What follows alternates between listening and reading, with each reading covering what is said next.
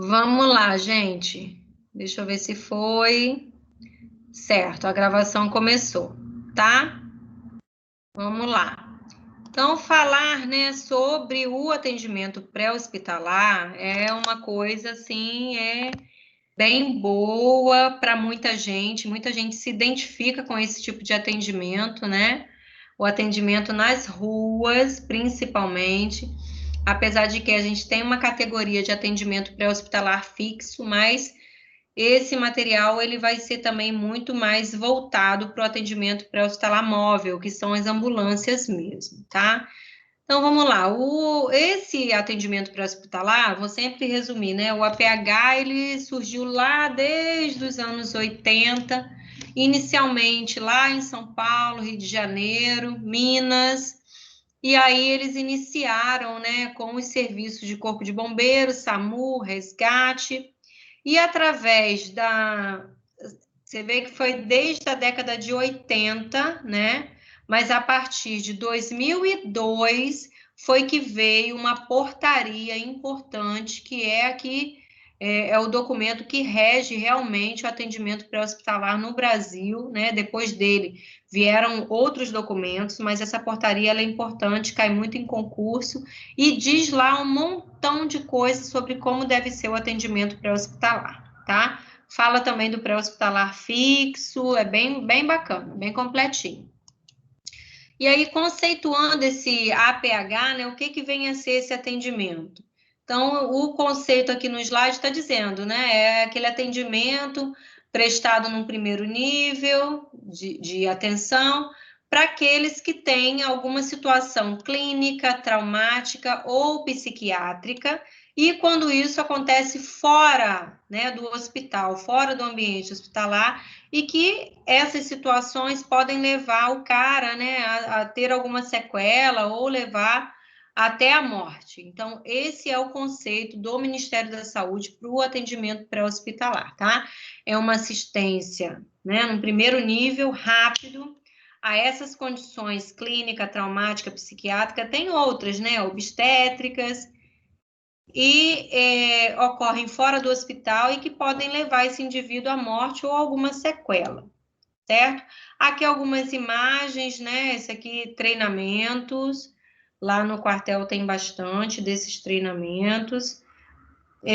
Aqui um atendimento realmente, né? O pessoal aqui está posicionado, na mão dela aqui é um DEA, e esse aqui está com o ambu na mão, e o outro está fazendo as compressões. Tá vendo esse branquinho aqui e esse branquinho aqui? São as pás, ou seja, os adesivos do DEA, tá? Aqui é um socorro a um paciente que estava soterrado, aqui uma colisão frontal, e aqui um atendimento a múltiplas vítimas, tá vendo? Tapete verde, tapete amarelo, tem o tapete vermelho e tem o tapete preto, né? Ou cinza, que é para as vítimas que já estão em óbito, certo? Aqui a forma de carregar, né? O ideal é que a gente tivesse em cada ambulância realmente 4 pessoas para poder transportar. No nosso caso, hoje, né? Na nossa realidade, nós somos em 3 pessoas. Às vezes sou eu e outra mulher do meu tamanho e o motorista. Então, Elane, o que a gente faz? A gente pede ajuda aos outros, né? E se não tiver ninguém por perto, eu não sei, Deus coloca uma força ali no braço da gente, se for um paciente grandalhão, e a gente suspende essa prancha e pronto, tá? Ou a gente tem a equipe do outro carro, tem gente que fala assim, né? Vez ou outra aqui na nossa conversa, eu vou estar explicando algumas coisas para vocês entenderem, principalmente no bombeiro, como funciona. Às vezes o povo fala assim, passou 2 ambulâncias do bombeiro. Não é. Uma é a ambulância, que vai estar escrito. E o carro que tiver escrito salvamento é um carro que tem os equipamentos de corte da lataria do carro, equipamento de sinalização, cabos de aço, material para quebrar vidro, corda, enfim, tem um monte de coisa dentro desse carro escrito salvamento, e ali dentro tem mais 5 bombeiros, tá? Então, sempre quando passam 2, né, na maioria das vezes, vocês vão olhar, vão ler, né, um é ambulância, o outro é salvamento. E tem o carro maior, que é o carro de água, e que também tem alguns equipamentos ali, beleza? Mas, no geral, na nossa viatura e em outras viaturas que eu tenho visto, são 3 pessoas mesmo, tá? O ideal seria se fôssemos 4. Aqui é um atendimento, né, sendo realizado. Aqui a pessoa está sem o headblock, né, está só com o colar, a princípio está sendo avaliada, está com hidratação venosa aqui, né, ainda está com afivelamento aqui da prancha, enfim. Essa outra imagem aqui é uma manobra de desobstrução de via aérea de recém-nascido, né, que quando a gente se encontrar lá na semana que vem, a gente vai treinar, tá? Como é que a gente faz essa desobstrução. Posição lateral de segurança, né? Lembra que a gente viu lá no material de parada, se a gente precisasse se afastar da vítima, né? Era para colocar ela em posição lateral de segurança? Alguém lembra? Se não lembra, depois quando olhar no material vai ver que está escritinho lá, tá? Então, a posição lateral de segurança, ela pode ser assim, né? Ou ela pode ser com esse braço aqui para cima, com o rosto apoiado e essa mão aqui para baixo apoiando o corpo. Sempre o joelho vai estar assim, tá? Sempre o joelho flexionado, é porque é o apoio para a pessoa não cair de vez para cá. Vamos fazer isso também lá na semana que vem, certo? Para a gente fazer o atendimento às situações de trauma, né? Muito importante a gente falar sobre a avaliação da cena. É muito importante a gente, quando chega no local, né, a gente já ter uma visão de onde é que está a vítima.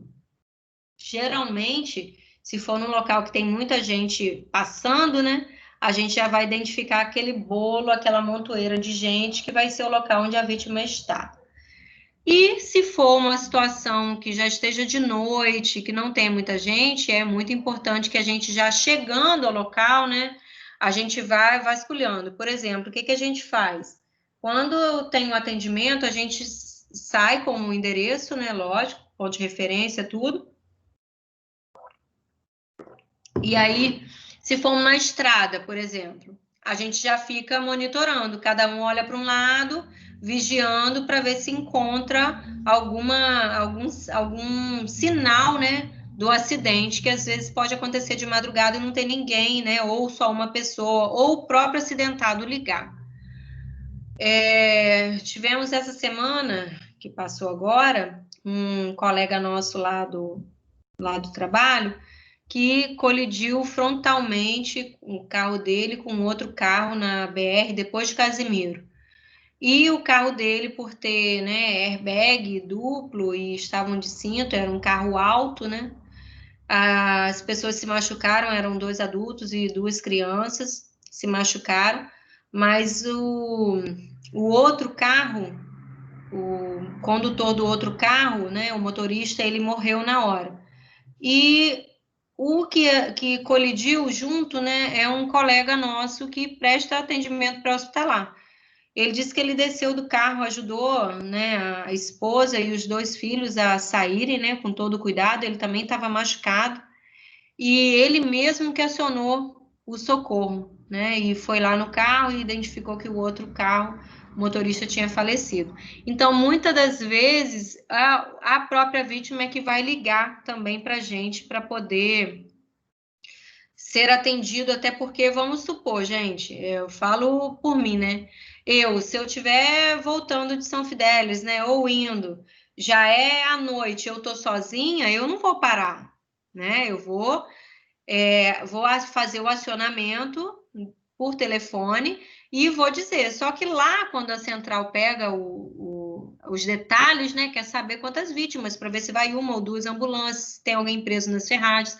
Então, por exemplo, numa situação dessa, né, se fosse eu ou qualquer outra pessoa que não parou, ficou com medo, está de noite, que ligar, que a gente identificar, lógico, né, que não é trote, porque já aconteceu da gente sair já algumas quantas vezes, principalmente de madrugada, o comboio todo, os 3 ou 4 carros na rua, e a gente não encontrar o evento, não encontrar, a gente chegar lá e não encontrar nada, né? Então, se for identificado realmente que não é um trote, o socorro vai, independente de eu ter passado informações completas ou não, tá?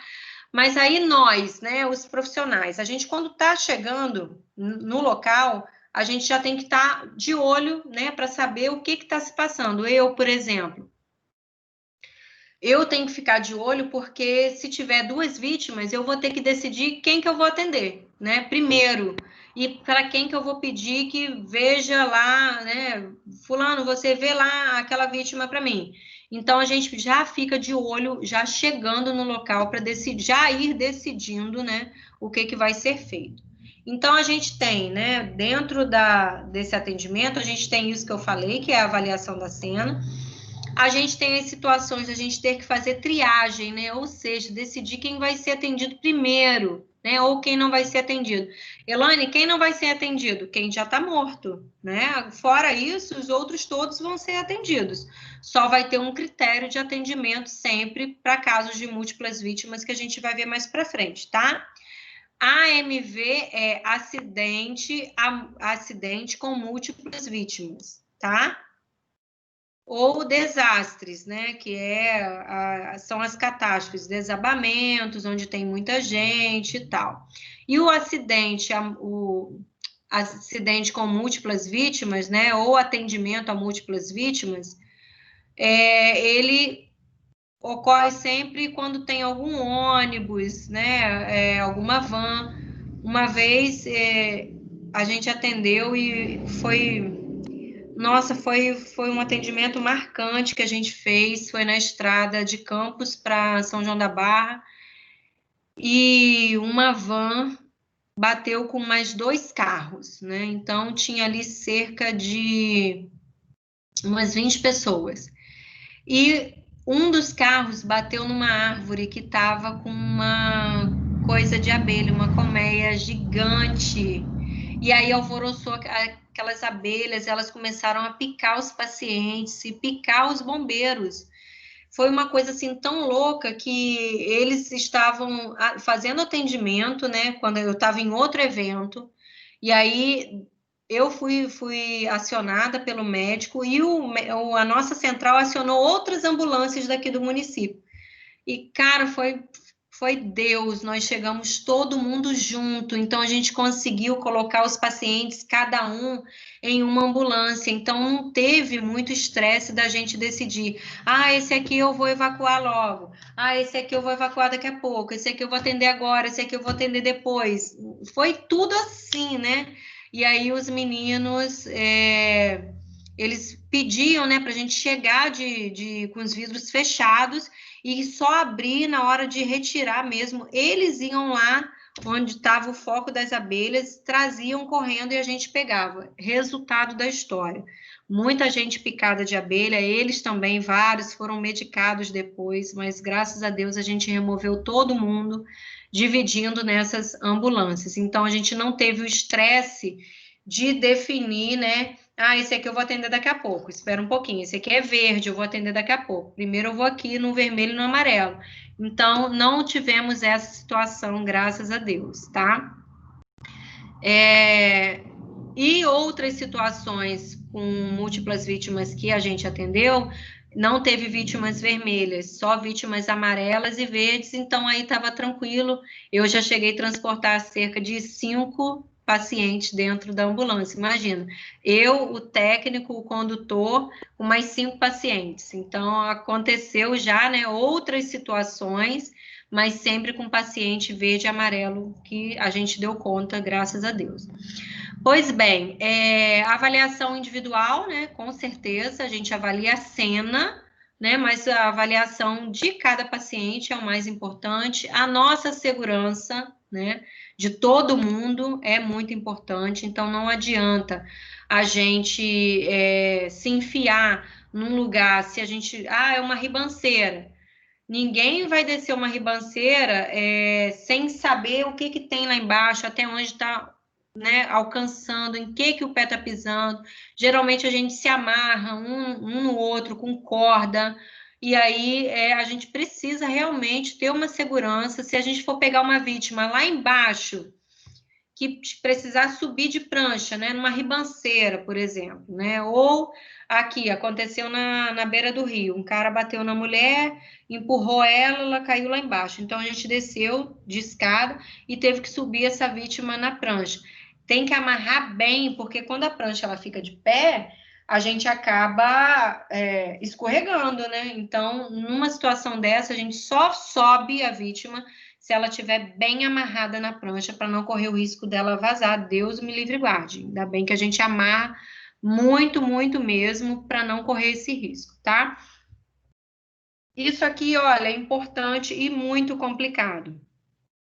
Reavaliação constante da cena, sempre buscando outras vítimas. Para nós, né, isso aqui é um caos quando acontece algum acidente, principalmente à noite, e que a gente não tem informação de certeza de quantas vítimas estavam naquele veículo, por exemplo, ou naquele carro, naquela moto. Então, a gente precisa de um raio, né, de se dividir, né, das pessoas, raio grande e extenso para buscar se realmente não ficou ninguém para trás, tá? Alguma situação ali na cena que esteja ameaçando, né, nós todos, risco de incêndio, alguma situação de rede elétrica, local de conflito armado, corrente de água, risco de desabamento, então a gente precisa estar atento a isso, né? Geralmente, quando eu atendo em comunidade ou em algum local que eu acho que é muito risco, a gente busca a vítima, retira a vítima de lá, anda para o carro para a gente poder atender a vítima com segurança, né? Uma vez nós fomos seguidos, foi péssimo, né? Eu estava com um bombeiro aí de São Fidélis, um técnico, não sei se vocês conhecem, o Rodrigo Monteiro. A gente foi buscar um paciente que ele foi espancado, né? E era na entrada logo assim de uma comunidade aqui em Campos. Era umas 3 da manhã e o cara estava muito quebrado. O cara estava, meu Deus, ele tinha múltiplas fraturas. Ainda estava conversando, mas estava todo brocado. E aí ele olhou para mim e falou assim: "Vamos embora, sair daqui logo." E ele viu que passou uma moto. Assim nós fizemos, né? Que a gente tem que estar atento. Pegamos ele, colocamos na prancha e fizemos exatamente isso. Saímos do local e paramos mais à frente para atender o cara. Quando a gente seguiu de novo, 2 motos seguindo a gente e a gente desesperado porque era de madrugada, nós dois ali atrás com a vítima. E a vítima tinha um olhar meio desconfiado, ele olhava assim, a gente botou o curativo, e ele queria olhar tudo, ele levantava assim para ficar olhando tudo, e a gente preocupado de saber o que era aquilo que estavam seguindo. Resumindo a história, mandamos o motorista andar o mais rápido possível e chegamos no hospital e o pessoal desistiu de seguir a gente. Mas é um risco, né? É um risco que a gente corre sempre, o tempo todo, e tem que estar atento para sair logo ali do local. Muita gente pergunta assim, Elaine, a gente atende a vítima, faz o atendimento, né? Coloca ali dentro e sai vazado logo, né? Não. A gente estabiliza a vítima e o quanto der para andar rápido, a gente vai. Antes, a gente tinha lá, logo assim que a gente começou, a gente tinha uma recomendação de puncionar as vítimas, né? Colocar acesso venoso com a ambulância balançando, andando, né?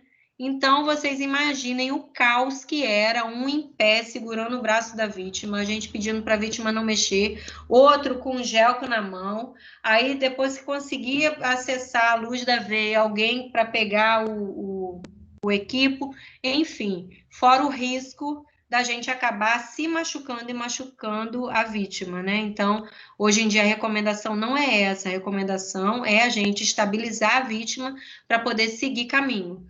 Uma parada, né? A gente fazer uma RCP com a ambulância freando, eu vou sair toda hora do meu foco. toda hora eu vou sair do externo do paciente. Então, isso não tá legal, isso não vale a pena. Então, quando a gente pega situações em que eu preciso massagear o paciente até o hospital, é nessa hora que eu vou pedir para o motorista andar com mais cautela, não correr, não frear. Então, é onde ele vai procurar caminhos mais livres e andar mais tranquilamente para a gente conseguir fazer a massagem.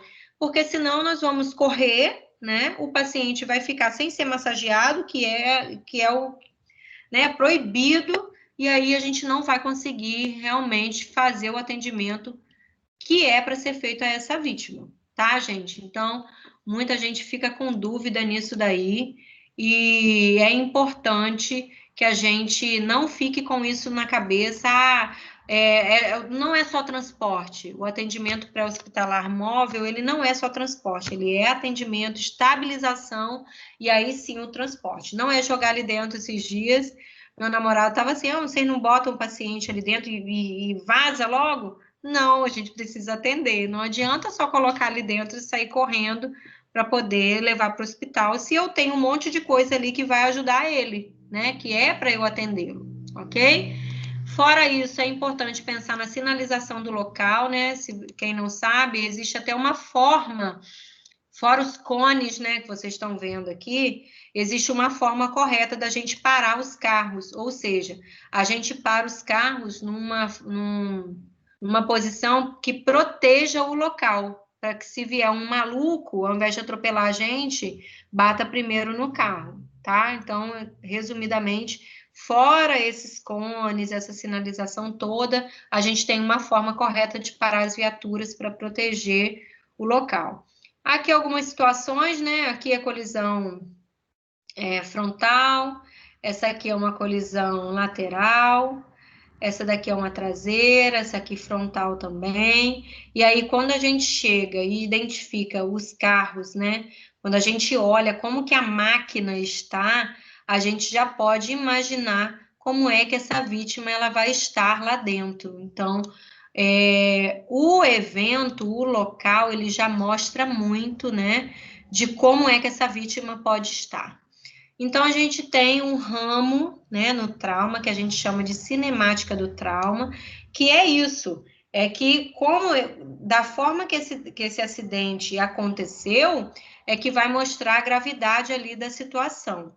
Então, aqui está escritinho assim, ó, no momento da colisão, quanto mais alta for a velocidade do veículo, maior será a transferência de energia aos ocupantes, ou seja, o nosso corpo ele vai estar na mesma velocidade praticamente do carro. Se o carro tiver a 120, o nosso impacto vai ser também a 120.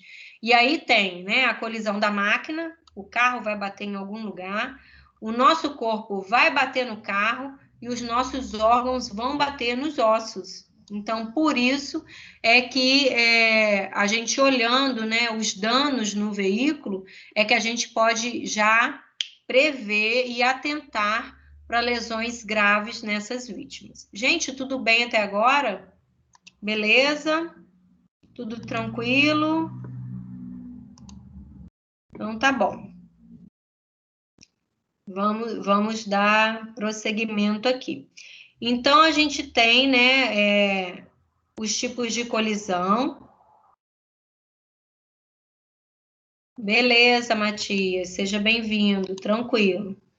A gente tem aqui, né, os padrões, aqui colisão frontal, né? A colisão lateral, né? Geralmente, né? Olha só, essa daqui, a primeira foto, a gente tem muito o impacto, membros inferiores, né? Que a gente bate de frente. Então, a gente tem muito impacto em tórax, abdômen, membros inferiores e cabeça, principalmente se tiver sem o cinto. Nessa colisão aqui lateral, a vítima desse carro aqui, ó, né? Dos dois carros pode acometer todos esses locais aqui, dos dois carros. Mas esse aqui de lado, né? O carro lateral, ele tem mais o movimento da coluna. O trauma, ele não vai ser assim. O trauma vai ser assim, ó. Certo? Dá para me ver pequenininho no canto, né? o corpo dessa vítima do carro lateral, a coluna, ela vai assim, ó, para o lado. E aí, muitos relatos são de dor lombar nessa vítima, né? Todo mundo tem que ser estricado, tudo direitinho. Essa aqui é a colisão traseira, né? Geralmente, a vítima desse veículo aqui, ele tem a tendência a fazer uma hiperextensão do pescoço, que é o que a gente chama de efeito chicote. O pescoço vai lá na frente, né? Eu tô aqui, ó, paradinho. Alguém bate em mim, eu vou assim, ó. Porque né, já bateram na minha traseira. Realmente, o nosso corpo, ele vai assim mesmo. A cabeça, como é mais pesada, ela fica para trás, só vai depois. Então, o corpo vai, depois vai a cabeça e a gente volta tudo. Que é o chamado efeito chicote e vai atingir principalmente a coluna cervical. Então, a gente precisa saber, né? Colisão frontal tem risco de várias partes do corpo. A colisão lateral, prestar atenção na coluna, porque é esse movimento lateral. E a colisão traseira, que é esse efeito chicote, que esse carro aqui da frente é que vai sofrer, tá? Tudo bem? E a gente tem as situações de capotamento ou capotagem, né? Que a gente observa que o carro, ele vira, né? Por completo. A gente tem o tombamento. O tombamento foi o que aconteceu comigo aí em São Fidélis. O meu carro, ele não virou por completo, né? Eu rodei e tombei só. Agora, o capotamento é quando o carro, ele vira todo. Ele dá um 360, ele dá um 180, na verdade, né? Se ele deve 360, ele ia voltar com as... ele aqui, né, e está com os pneus para baixo. Então, pode ser que deu 360 e, né, enfim, é quando ele se revira todo.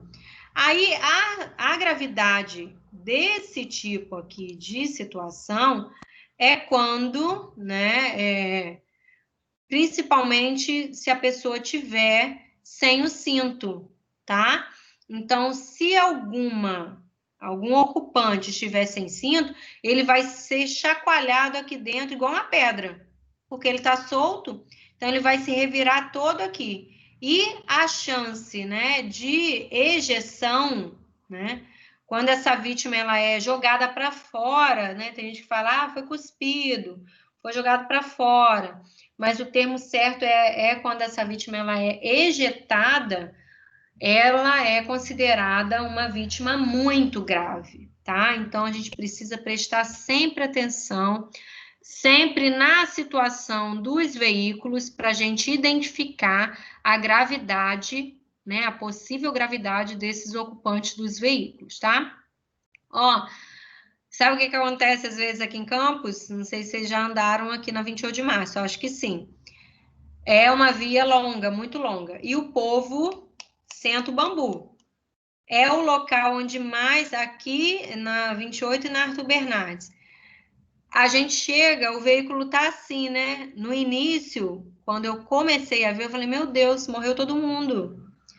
Gente, às vezes eu chego, o carro tá assim, o pessoal tá aqui fora tranquilo, conversando, só com uma escoriaçãozinha, ou ninguém tem lesão aparente nenhuma, é assim, é uma coisa de louco. Então, depende também do local, né, e de como é que acontece o acidente. Não dá para prever. Tanto que eu tô falando para vocês sempre pensando no errar para mais, pensando sempre no pior. Nunca vou dizer para vocês, gente, ó, vocês vão olhar isso aqui, ó, vai estar super tranquilo. Não, não é. Eu só quero dizer que dependendo do local, muitas das vezes a pessoa vai estar aqui. Agora, se for numa BR, numa RJ, aí não pensem diferente, né? Na verdade, hora nenhuma tem que pensar diferente. Mas em locais que a gente diz, né, não teve cinemática para isso.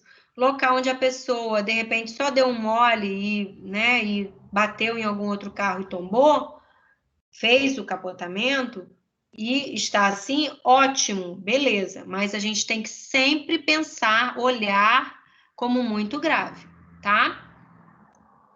A sorte é quando a gente chega, né, e já vê que tá todo mundo fora, bem, isso já é um alívio no coração, tá, gente? Então, vamos lá. Aqui, ó, o izinho é incidente com múltiplas vítimas. É aquele atendimento, né, com muita gente para atender, no mesmo lugar, ao mesmo tempo, né? Então, para que a gente precisa ter atenção? Principalmente para fazer a triagem, decidir, né, quem é que vai ser atendido primeiro.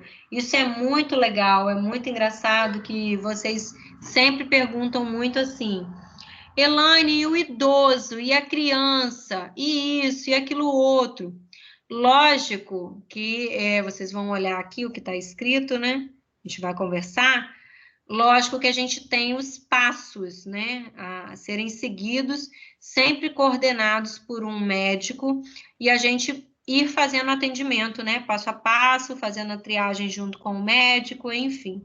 Mas, na prática mesmo, eu não sei o que é que acontece, que as coisas vão se desenrolando, e eu nunca precisei optar, né, eu levo ou deixo essa criança? Esse idoso, o que eu faço? Nunca aconteceu, né? Porque ao mesmo tempo em que o socorro é acionado e que é identificado múltiplas vítimas, a gente já chama ajuda. E todo mundo vai na hora. Assim, quem está disponível já vai, porque a gente aciona uma única central da prefeitura e a prefeitura manda todo mundo disponível. Então, né, sabendo que é um acidente, vai todo mundo muito rápido. Então, o que esse tipo de atendimento ele quer, né? O que ele preza? Racionalizar, né? Tem que ser uma coisa racional mesmo, tem que pensar, tem que ter eficiência e salvar o maior número possível de vítimas. Tem que ter conhecimento sobre triagem. Quem que eu ponho no verde, quem que eu ponho no amarelo, quem que é o vermelho. Então, todo mundo tem que pelo menos saber um pouquinho, né? Colocar na roupa da vítima os sinais clínicos relevantes. Isso muito raro acontecer, né? Da onde que a gente vai ter tempo de pegar um papel para escrever os sinais clínicos para cada vítima? Não tivemos. Eu nunca atendi. Pode ser que isso aqui seja utilizado nas situações desses desabamentos, né, desses terremotos, aí pode ser que seja utilizado, mas a gente nunca utilizou. Eu, assim, na minha equipe, nunca utilizei esse papel, colocar na roupa da vítima esses sinais. Identificar as vítimas através de cores e cartões numerados. Cartões numerados, nunca fizemos, tá? É sempre a gente pega a lona, coloca e vai direcionando as vítimas, com a ajuda do povo, gente, ajuda da população, quem tá perto vai ajudando a gente, é incrível, tá? E aí a gente tem os níveis, né, de acordo com a quantidade de vítima, nível 1 de 5 a 10 vítimas, 2, 11 a 20 e acima de 21 vítimas. Sempre o médico, né, que é o que vai direcionar aquela coisa toda, e a gente tem o protocolo START, né, que vai classificar as vítimas em vermelho, amarelo, verde e preta, ou cinza, que é o que a gente está falando mais hoje em dia. Antes a gente falava só preto, preto, preto. Hoje em dia a gente está falando em cinza. Esses dias uma amiga me perguntou: Elaine, mudou? Por que mudou? Será que foi alguma coisa relacionada ao preconceito? Eu falei, não sei, mas entrou o cinza aí na jogada. Então, a gente vai classificar essas vítimas com essas cores de acordo com esse protocolo, tá certo? E aqui alguns exemplos, né? As vítimas pretas ou cinzas são as que já estão mortas, né? Ou com lesões incompatíveis com a vida. O que é lesão incompatível com a vida? Sem a cabeça, por exemplo. O tórax partido no meio, né? Então, essas vítimas são as vítimas pretas. Vítimas vermelhas são aquelas que têm um risco, né? Estão correndo risco ali, têm dificuldade respiratória, estão sangrando muito, nível de consciência rebaixado, né? E esses outros exemplos. Vítimas amarelas está naquele meio termo, né? Não está grave, mas não está com risco imediato de morte ali, tem esses outros exemplos. E as vítimas verdes são as que têm lesões em partes pequenas, né? Membro superior, membro inferior, não estão correndo risco de morte e, inclusive, conseguem deambular, conseguem andar. Então, esse é um exemplo também da gente classificar em vítimas verdes. Beleza, gente? Então, a gente tem essas 4 cores e coloca as lonas e as pessoas vão ficando ali para serem transportadas para as viaturas, tá? A gente conseguindo direito isso, vamos supor que a gente tem uma ambulância com médico, tem ambulâncias com médico, com enfermeiro e com técnico. A gente se dividiria aqui assim, as vítimas vermelhas, né? Com os médicos, amarelas com os enfermeiros e as verdes com as ambulâncias que tem só os técnicos. Vamos supor que tenham 2 vermelhas e, sei lá, vamos supor 3 vítimas vermelhas. O médico, ele só consegue levar 2. E olhe lá, porque se ele tiver que atender as 2 vermelhas, eu não sei se ele dá conta sozinho, não. E tiver uma vermelha e uma amarela, nós, enfermeiros, catamos a vermelha, tá? Então, a gente atende as vermelhas na ausência do médico. É isso que acontece, ok? Vítima vermelha, prioridade de atendimento é com o médico. Não está disponível, é o enfermeiro que atende. Ah, não está nem o médico, nem o enfermeiro disponíveis e tem vítima vermelha. É o técnico, tá? Por isso é que nós todos recebemos o mesmo treinamento, né? Lógico, com algumas especificidades. O médico pode mais algumas coisas, o enfermeiro menos e o técnico menos ainda, mas todo mundo sabe como estabilizar as vítimas, tá bom? Estricação, né? O que é a estricação? É quando eu tenho que tirar, né? Eu tiro essa vítima de um local onde ela não pode ou não consegue, né? Não consegue ou não deve, não é legal sair por meios próprios, tá? Então, é isso que a gente chama de estricação, tá? Ah, Elane, estricação é só de dentro de um carro? Não, eu posso fazer estricação de uma pessoa que caiu de moto. Eu vou tirar ela dali, daquele local, porque, né, eu que vou tirar. Porque ela não pode se levantar dali sozinha, não deve, não é legal ela levantar dali sozinha, então ela vai ser estricada. Tem gente que acha que estricação é só de tirar de dentro de um carro, mas esse conceito ele é ampliado, tá?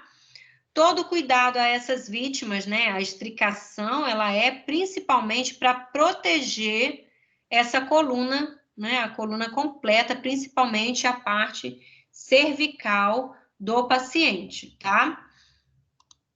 Alguns critérios por que eu devo imobilizar, por que eu devo estricar essa vítima. Quando tiver alguma alteração aqui do nível de consciência, de respiração, de circulação, de via aérea, né? De circulação e de nível de consciência, beleza? O ABCD. Lembra, o ABC é referente à respiração e circulação, e o D é de nível de consciência, tá? Então, vou imobilizar essa vítima quando ela apresentar alguma alteração disso daqui, quando ela tiver via aérea obstruída. Elane, o que é uma via aérea obstruída? Quando a pessoa está completamente desacordada, ela não responde nada, eu considero ela como uma via aérea obstruída. Por quê? O que está obstruindo a via aérea dela? A língua, tá? A língua está caída e ela está com a via aérea obstruída pela própria língua. Show?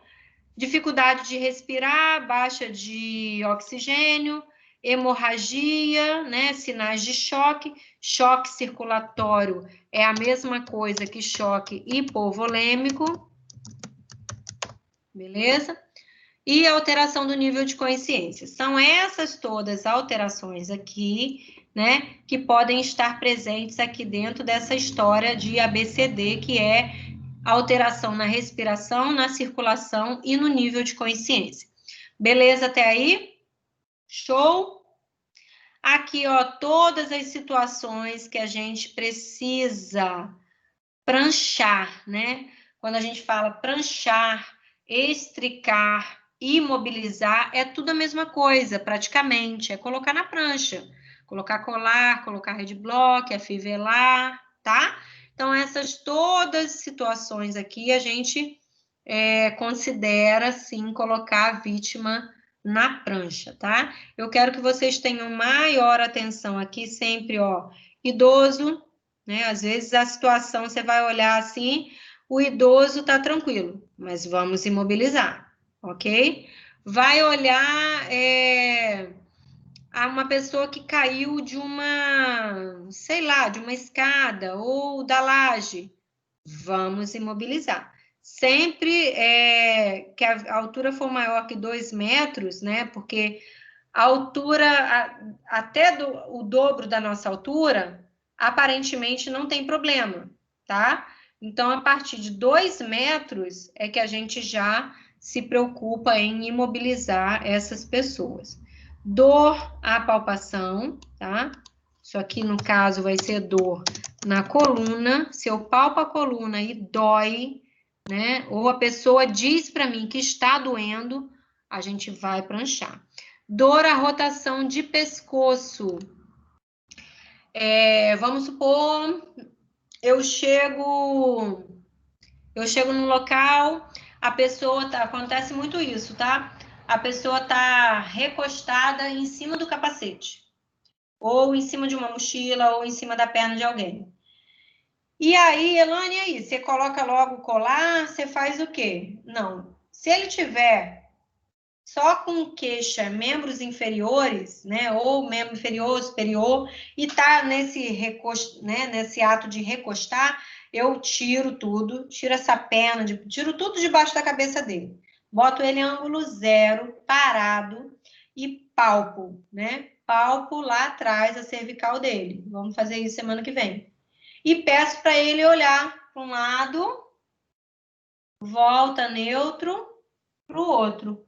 Não sentiu dor? Eu não coloco colar nele. Tá com o nível de consciência preservado, não tem nenhuma alteração de perfusão circulatória, então eu não coloco colar nele. Ah, eu só tô com dor na perna. Consegue dobrar o joelho? Não precisa também fazer imobilização, tá? Isso aí são coisas mais específicas que a gente observa. A explicação padrão, né? Vamos ver o material no próximo slide. E o que está escritinho aqui que é importante, ó? A estabilização manual da cabeça só pode, né, ser finalizada quando a vítima tiver com o colar e com o headblock. Eu não posso só colocar o colar na pessoa e largar, não. O colar continua segurando o colar, headblock. Fechou, aí sim. Agora, colocou o colar, largou não, porque a vítima ela tem movimento, ela pode. O colar, ele só segura, né, o peso da cabeça e reduz a movimentação, mas se a pessoa quiser mexer, ela mexe. Vocês vão ver lá. Aqui os materiais, né? As pranchas, essa aqui é de madeira, essa aqui é de plástico, os headblocks, ó, esses doisinhos aqui, com as presilhas, esses dois aqui com as presilhas, os colares, e aqui a gente tem o CAD, tá? O CAD, gente, no nosso protocolo atual, ele tá dispensado, a gente não usa. Só vou usar o CAD, Elane, fala aí uma situação para a gente usar o CAD. Vamos supor que eu preciso pegar uma vítima dentro de um bueiro. Pode acontecer, né? Já peguei uma vez. Aí lá dentro, né? Como é um local para sair num buraco pequeno, uma situação restrita, aí a gente pode usar o CAD. Mas em situações de trauma, ele foi dispensado, tá? A gente usa só a prancha mesmo, completa, e o colar. E os imobilizadores de perna, braço, que é o que a gente tem lá na ambulância. Os colares, né, eles têm tamanhos, aqui tem um infantil, um G, um M, sempre a boquinha do palhaço, ó, sempre a boquinha virada, ó, boquinha, boquinha, eu não posso inverter, tá? Muita atenção, não quero ver ninguém colocando colar ao contrário, tá? Às vezes acontece, até na nossa prática, na correria, pega para colocar de qualquer jeito, a gente tem que ficar de olho, né? Sempre o sorrisinho aqui, tá? E aí o colar ele vai servir para isso, como eu já falei, né? Vai diminuir os movimentos e vai segurar o peso, né, da cabeça nessa coluna. Ele segura aqui, ó, pelo queixo. Então vai segurar o peso da cabeça para a pessoa não pressionar ainda mais a cervical, tá certo? Colocação do colar a gente vai fazer semana que vem, sempre uma pessoa segurando e a outra colocando, sempre.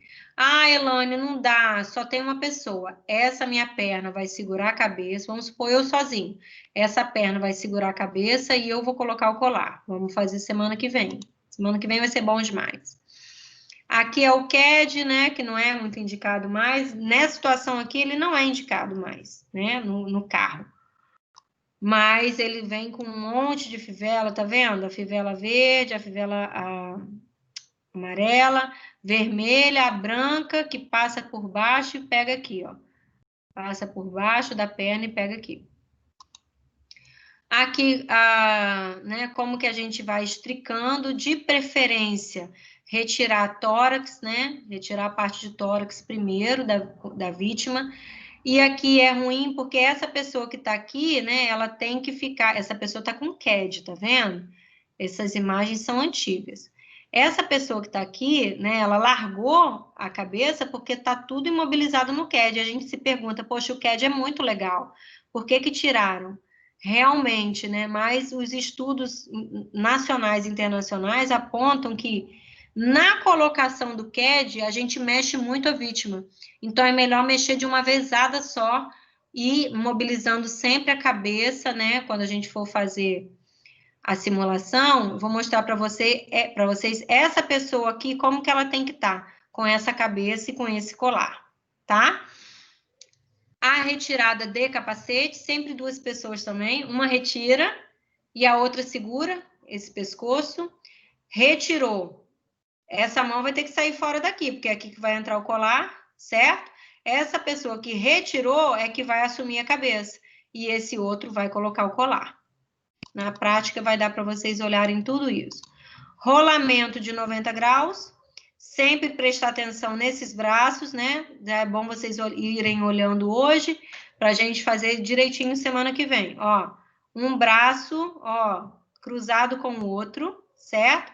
Olha essa mão onde tá, na cintura, tá vendo? Ó, aqui. Não pode largar a cintura do paciente, beleza? Um na cabeça, que é a pessoa que vai contar. Virou. Nesse momento aqui, essa pessoa pode fazer a palpação da coluna para ver se sente dor, né? Ou se tem alguma outra lesão aberta. E aí, ao comando de quem está na cabeça, deita. Esse é o rolamento de 90.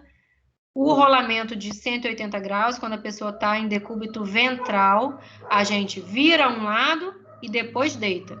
Não é de vez, não, tá? Desvira de lado, conta de novo, deita. São dois comandos, tá? Praticar. Cavaleiro é quando a gente não tem, né, muito espaço e a prancha ela vai entrar debaixo da vítima. Elane, como faz? A gente vai levantar a vítima e alguém vai colocar a prancha. Gente, eu tô até vendo a gente semana que vem, ó. Tem que se alimentar bem, com bastante força. Não quero ninguém caído, ninguém desanimado, que nós vamos fazer isso tudo aqui, dar muita risada e aprender muito, lógico, né? Tá? Então, a gente vai fazer isso aqui também, que é o cavaleiro, que é quando a gente suspende a vítima em bloco e a prancha ela é colocada aí embaixo. Tudo na contagem. Vocês vão ver semana que vem. Beleza? Aqui a gente tem a parte do exame, né? A gente faz um exame bem rápido, né? Geralmente, quando eu chego e encontro essa situação aqui, já é bem ruim, porque é uma posição característica de quem já está em óbito ou quem está muito grave, né? Então, a gente precisa já ir até a vítima, né? Fazer a abordagem já pensando no que a gente vai encontrar aqui. Essa outra vítima aqui, né? Bastante sangue, a gente está vendo. Esse braço aqui dela, né? A gente tem que botar esse braço alinhado para cá, né? Ela tem várias lesões. Aí tem gente que pergunta assim, Elane, faz o curativo logo aqui? Não. Primeiro eu pego ela, coloco ela lá em cima da prancha, né? Vamos supor que essa vítima aqui tem pulso. Ela tem pulso, está respirando, só está desacordada. Então, rebaixado o nível de consciência, é trauma grave. Então, eu pego ela, coloco ela imediatamente lá dentro, abro via aérea dela, coloco uma guedel, se ela não tiver trismo, né? Coloco uma guedel na boca dela e já vou colocar ela no oxigênio, tá? Ou na máscara de Venturi e avalio a saturação, ou se ela tiver queda de saturação, eu já uso logo o ambu. Esse braço aqui sempre alinhado. Sempre a gente procura alinhar os membros, tá? Sempre na posição alinhada ao corpo, colocando braços e pernas alinhados ao corpo.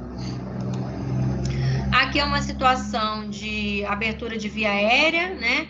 E checagem de pulso periférico. Se fosse uma parada, não poderia estar checando aqui, e sim aqui, né, na carótida, mas essa pessoa está em oxigênio, esse manequim, né? Tá com uma máscara de Venturi, então não tá parada. Aqui é a avaliação de que isso aqui? Isso. É avaliação de quê? Coloca no chat. Estão avaliando o que aí? Sinais vitais, certo. Qual o sinal vital? Está avaliando o quê? Presta atenção no desenho. Ó, apertando a unha, apertando a mão do paciente. Quero essa e essa aqui. Essa aqui está fazendo uma avaliação normal. Aqui essa mão está palpando o pulso. Mas eu quero assim, essa mão apertando essa outra mão. Isso aqui apertando a unha. Quem lembra? Está avaliando o quê? Perfusão sanguínea, tá? Perfusão sanguínea ou perfusão periférica, certo? A perfusão, a gente tem quanto tempo? A gente aperta, né? Ou a mão, ou a ponta do dedo, ou a unha, né? A gente aperta, fica vermelhinho, depois fica branco e volta a cor. Não é assim, gente? Vocês fizerem vocês aí, ó, eu não quero ninguém aqui igual o vídeo que postaram esses dias que eu só uso Facebook, né? Eu não quero ninguém igual aquele manezão lá, deitado sem vergonha, que a professora chama ele, e ele tá lá deitadão, hein? Sem prestar atenção em nada, hein? Ouviram? Isso aqui é a perfusão sanguínea ou perfusão periférica, avaliação aqui e aqui. Quanto tempo que essa coloração ela tem que voltar ao normal? Quanto tempo? Já falei isso em outro momento. Quero ver quem é que vai lembrar. Dentro de quanto tempo que essa cor tem que voltar ao normal? Quem lembrar, semana que vem eu vou lá no Leandro Bolos. Agora eu já vou retirar, porque já deu tempo de pesquisar na internet. Paula, isso aí, 2 segundos, gente, é muito rápido. Não pode demorar, né? Eu tenho que apertar, né? Ou na unha, né? No leito ungueal mesmo, na unha, ou na mão, no dedo. Tem que voltar a cor dentro de 2 segundos, tem que voltar ao normal, tá bem? Então, segundos, beleza? Aqui a gente tem a escala de Glasgow, né? Eu vou levar ela, eu vou ver se eu levo ela lá pra gente dar uma discutida na semana que vem. Só que aqui, gente, mudou uma coisa. Ao invés de dor, né? Aqui tá dor, aqui embaixo tá dor, dor, dor. A palavra dor saiu, né? Agora ela é a pressão, não é a dor. Porque teoricamente, né? Teoricamente não, a gente não pode causar dor, né, no paciente. Então aqui vai ser, ao invés de ser o estímulo doloroso, vai ser o estímulo de pressão, tá? Então a palavra dor saiu de 2018 para cá. Então é pressão. E aí semana que vem a gente vai olhar o que as pupilas têm a ver, tá? com essa escala de Glasgow, que é diferente. Nós temos aqui, né? Vamos ver, as pupilas normais são essas aqui embaixo. Tá vendo? Ó, mesmo tamanho, normais. Quando eu tenho uma pupila diferente da outra, quando eu tenho igual, é isocoria. Quando eu tenho uma diferente da outra, é anisocoria. Quando eu tenho elas contraídas, né, pequenas, eu tenho miose. Quando eu tenho elas grandonas, eu tenho a midríase. Vamos tentar fechar o macete pela palavra. Palavra entre midríase e miose. Midríase é uma palavra maior. Então, as pupilas vão estar maiores, grandes. Miose é uma palavra menor, então as pupilas vão estar menores, contraídas. Beleza? Semana que vem vamos fazer um exercíciozinho desse aqui lá, eu vou levar, tá bom? Outros informes, né? Outras avaliações sobre essa vítima que a gente puder ter, é bom, né? O que ela está sentindo, se ela consegue falar para a gente, se tem alergia a alguma medicação, alguma outra coisa, se tem algum problema de saúde que tome remédio, né? Isso aqui a gente nem pergunta, né, gente? Se alimentou e tal, a gente só restringe. Tem muito paciente que pede assim, quero água. E aí a gente restringe, a gente informa que não pode, né, por enquanto, porque se for precisar fazer alguma cirurgia, não vai estar de estômago cheio, certo? Ou se agravar, não vai correr o risco de broncoaspirar. Então a gente limita, né, o líquido ali na hora do atendimento. Quando chega dentro da ambulância ou quando chega no hospital, eles já pedem, muitos pedem água, né? E a gente explica que não pode e tal. E perguntar à pessoa, né? Mesmo se ela conseguir falar, né? Sobre o que houve e tal, até para a gente poder avaliar o nível de consciência. Eu sempre pergunto, né? O que aconteceu? Para a pessoa dizer, né? E a gente está avaliando o nível de consciência.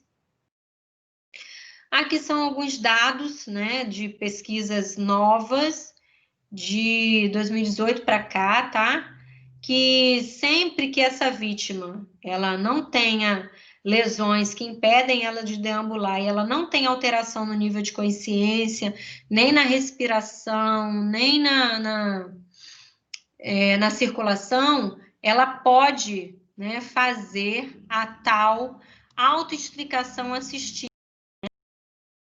É quando, vamos supor, o que acontece muito comigo, né?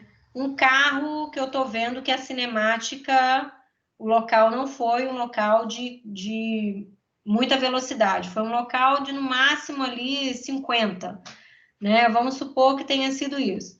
E ele bateu numa árvore, por exemplo, e amassou pouco.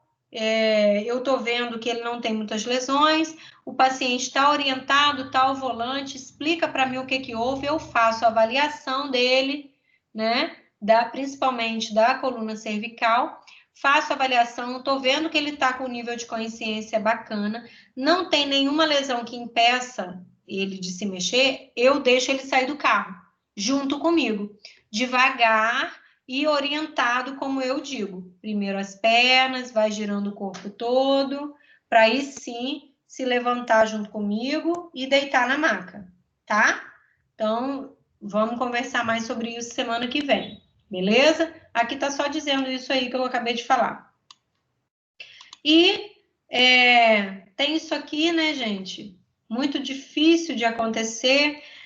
Tá dizendo assim, o uso prolongado da prancha, né, ficar o paciente muito tempo ali em cima da prancha, causa mais dor na coluna, né? E o corpo, ele não fica anatômico ali. Então, se a gente tivesse essa prancha aqui, ela abre aqui e abre aqui. Cadê o nome dela? O nome em inglês, aqui. Eu já tinha aprendido, tem hora que eu desaprendo, scoop stretch. Capaz de ser isso. Ela abre nesses dois lados, e aí a gente despeja a vítima. E depois, quando a gente quiser pegar, a gente pega igual uma pá. Por baixo, não precisa estar virando ela para um lado e para o outro. aí vira para botar a prancha embaixo, vira para poder posicionar. Então, essa scoop, né, que a gente chama sempre de scoop só, acho que o povo esquece, né, o restante. A scoop é essa que abre. Então, a gente não tem muito, né, ainda está em estudo que ela seria ideal para ser utilizada, porque aí a gente pegava a vítima, chegava dentro da ambulância, né, em cima da maca, no colchonete, abria, botava a pessoa deitada no colchonete, e aí para tirá-la dali, botava a prancha debaixo da pessoa, encaixava e retirava. Então ainda está, né, essa coisa aí, esse monte de discussão a respeito disso. Vamos lá, o que mais? Indicação de proteção, beleza. Então, é exatamente isso que eu estou falando. Se a gente tivesse essa, seria o ideal, porque está dizendo que mais do que 10 minutos a vítima em cima da prancha é pior, tá? E uma outra coisa, gente, uma outra consideração que eu não posso... Vocês vão ver isso num outro material, no próximo, é sobre a hipertensão intracraniana, tá? A hipertensão intracraniana, quando o paciente ele tem sinais de hipertensão, ele deve ser transportado com a cabeceira elevada, para não aumentar a pressão, tá? E não uso colar. Mas, Elane, quais são os sinais? Não dá para a gente identificar tão rápido, porque as vítimas de TCE, não dá para a gente dar um direcionamento, conseguir avaliar. Às vezes a pupila ela vai estar de uma forma, na hora que a gente abordou, depois a pupila vai estar de outra, então não tem um diferencial da gente agora, pufo, ele está com hipertensão intracraniana. Não dá para a gente saber exatamente, tá? Porque a gente não sabe se tem coleção de líquido ali dentro, né? Se está sangrando aquele crânio. E aí, o que a gente faz, Elane? A gente transporta todo mundo e se houver sinal, né, identificável de pressão intracraniana, a gente eleva a cabeceira, tá? É isso, gente. Vou finalizando por aqui. Gostaria que vocês olhassem, né, o material de traumas específicos, que é o material 10. Deixa eu só ver aqui. Eu gostaria que vocês olhassem o 10 e o 11, tá? O 10, ele vai falar sobre trauma de crânio, torácico, abdominal. E o 11 é bem simples. Fala sobre fratura, sobre contusão, luxação. Gostaria que vocês olhassem esses dois materiais, o 10 e o 11, para a gente conversar na semana que vem lá. Então, semana que vem, na terça-feira, vamos estar na faculdade. Quem puder chegar cedo, 5 horas, a gente vai alinhar isso no grupo e para a gente poder já começar a treinar, tá? A gente já começa a fazer a prática, que aí depois, estando todo mundo lá, a gente fecha essa questão desses dois materiais, lá mesmo, tá? Então, queria muito que vocês olhassem para a gente... Gente, vocês estão aí? Estou. Estão aí? Ah, tá, que o meu deu uma bolinha assim de atualizando, pensei que tivesse caído, graças a Deus, você estava falando sozinha. Não precisa de branco não, galera, tá? Não precisa porque eu vou levar vocês para a sala invertida, que é onde tem mais espaço, para a gente não ficar amontoado, tá? A gente vai fazer tipo oficina, separado, para a gente não ficar amontoado. Sempre lembrar, né, da máscara, show.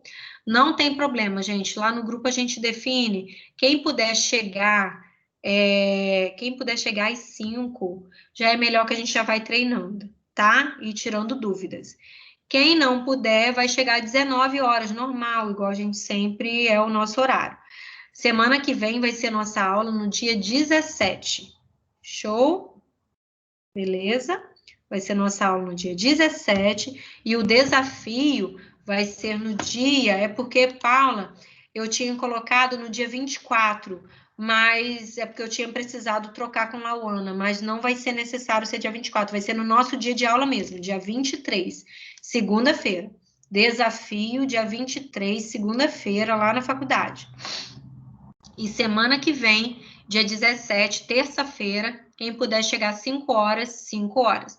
Quem não puder, chegar no horário 19 horas, mas assim, pedir para ninguém atrasar, para a gente tirar o máximo de dúvidas possível para vocês fazerem um desafio bacana, tá? Show? No caso, semana que vem, a gente vai conseguir até tirar dúvidas, até do desafio de vocês mesmo, tá? Sobre o atendimento, alguma coisa que vocês queiram fazer de procedimento. Tá bem? Eu mando um podcast daqui a pouco ou até amanhã de manhã, sempre assim, né? É porque o dia que termina assim a aula, eu fico meio zuretada, já fica meio tarde, daqui a pouco quando eu dou por mim já é meia-noite. Mas vou tentar hoje, no máximo amanhã, mandar o podcast para vocês e a gente se vê na semana que vem. Show? Obrigada, tem uma galera aí, gostei de ver, 12 pessoas, queria mais gente, né? Ou, não, tá todo mundo. Não, tá faltando gente. Mas a gente se vê semana que vem, então. Tá bom, gente? Ó, beijo, obrigada. A aula foi ótima. Eu adoro falar sobre isso com vocês. Até terça-feira. Até. Valeu.